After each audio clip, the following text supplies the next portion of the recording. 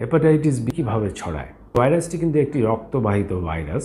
এটি diarrhoea, cholera, typhoid কিংবা hepatitis A বা ই এর মতো দূষিত খাবার বা পানীয়ের মাধ্যমে ছড়ায় না। এটি ছড়ায় রক্তের মাধ্যমে, অর্থাৎ আক্রান্ত ব্যক্তির রক্ত যদি কোনোভাবে একজন সুস্থ ব্যক্তির রক্তের সংস্পর্শে আসে তাহলে কিন্তু এই ভাইরাসটি তার শরীরে সংক্রমিত হতে পারে। এবং এটি কিভাবে ঘটতে পারে? এটি ঘটতে পারে আমরা বিভিন্ন প্রয়োজনে ব্লাড ট্রান্সফিউজ করি, সেই ব্লাডটি যদি বিশুদ্ধ না হয়, সেফ না হয়, তাহলে যেতে পারে।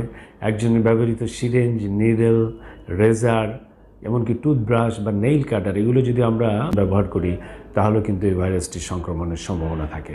এছাড়া মা যদি হেপাটাইটিস বি সংক্রমিত হয় তাহলে বাচ্চা প্রসবের সময় মা থেকে সন্তানের শরীরে যেতে পারে।